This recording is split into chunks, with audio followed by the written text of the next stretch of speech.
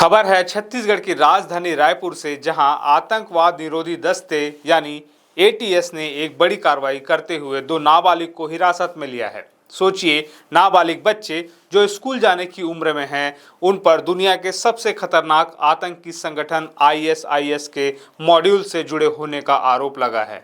Indian express की report और छत्तीसगढ़ के गृह मंत्री विजय शर्मा के बयान के मुताबिक ये दोनों नाबालिग कथित तौर पर ऑनलाइन माध्यम से आईएसआईएस समूह के संपर्क में थे। पुलिस ने इन दोनों पर गैर कानूनी गतिविधियां अधिनियम यानी यूएपीए के तहत मामला दर्ज किया है, जो अपने आप में यह दर्शाता है कि मामला कितना गंभीर है।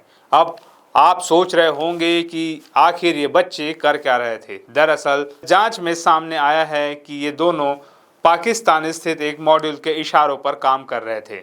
इनका हथियार कोई बंदूक या बम नहीं बल्कि सोशल मीडिया था। ये फर्जी इंस्टाग्राम आईडी और सोशल मीडिया हैंडल बनाकर कट्टरपंथी प्रोपेगेंडा फैला रहे थे और दूसरे युवाओं को प्रभावित करने की कोशिश कर रहे थे। गृह मंत्री विजय शर्मा ने खुद इस बात की पुष्टि करते हुए कहा कि यह एटीएस छत्तीसगढ़ के लिए एक बड़ी सफलता है।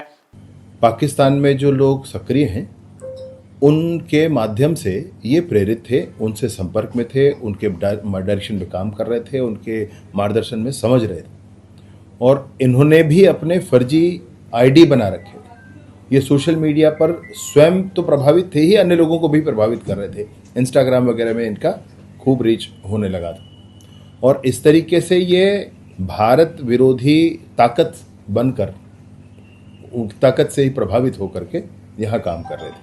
ये पकड़ा गया है, ये महत्वपूर्ण उपलब्धि है। मैं तो एटीएस की टीम को बधाई देता हूँ। पुलिस की नज़र इन पर तब पड़ी जब सोशल मीडिया पर इनके द्वारा किए गए कुछ भड़काऊ पोस्ट देखे गए। जब इनकी निगरानी की गई तो पाया गया कि इनकी गतिविधियां पूरी तरह से भारत विरोधी थी। अब सरकार ने साफ कर दिया है कि रायपुर और राज्य के अन्य शहरों में भी ऐसे लोगों की पहचान की जाएगी और सख्त कार्रवाई होगी। यहाँ तक कि एटीएस टीम का विस्तार करने की भी योजना बनाई जा रही है। लेकिन यह कहानी सिर्फ छत्तीसगढ़ तक सीमित नहीं है। देश के अलग अलग हिस्सों से मिल रहे संकेत यह बताते हैं कि सोशल मीडिया के जरिए युवाओं का ब्रेन वॉश करने का एक बड़ा पैटर्न चल रहा है। अभी हाल ही में महाराष्ट्र एटीएस ने पुणे से एक 37 वर्षीय सॉफ्टवेयर इंजीनियर जुबैर हंगरगेकर को गिरफ्तार किया था। जुबैर, जो कि एक पढ़ा लिखा पेशेवर था, उस पर अलकायदा के विचारों को फैलाने का आरोप है। द हिंदू की रिपोर्ट के मुताबिक वह टेलीग्राम के जरिए गजवाए हिंद और खिलाफत की स्थापना जैसे मुद्दों पर चर्चा करता था। वह युवाओं को यह कहकर भड़काता था कि लोकतंत्र शरीयत के खिलाफ है और उन्हें भारत की चुनावी प्रक्रिया से अलग हो जाना चाहिए। अब जरा इन कड़ियों को जोड़कर देखिए, एक तरफ रायपुर में नाबालिग बच्चे आईएसआईएस के प्रभाव में हैं, तो दूसरी तरफ पुणे में एक इंजीनियर अलकायदा के लिए काम कर रहा है। इन सब का मकसद एक ही है, देश की सुरक्षा और अखंडता को चोट पहुंचाना।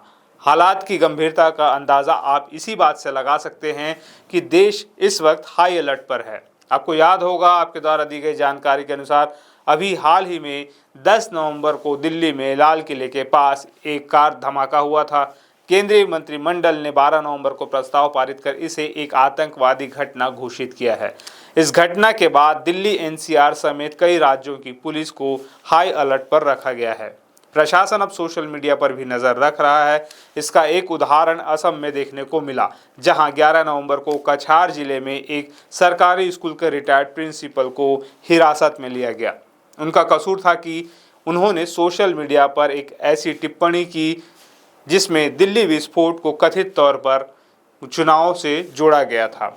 इस वीडियो का मकसद आपको डराना नहीं बल्कि हकीकत से रूबरू कराना है। वह विभिन्न मीडिया रिपोर्ट्स और सरकारी बयानों पर आधारित है। हम उम्मीद करते हैं कि आप सतर्क रहेंगे और देश की सुरक्षा में अपना योगदान देंगे। अगर आपको लगता है कि यह जानकारी महत्वपूर्ण है तो इसे अपने दोस्तों और परिवार के साथ ज़रूर शेयर करें और हमसे जुड़ने के लिए चैनल को सब्सक्राइब करें।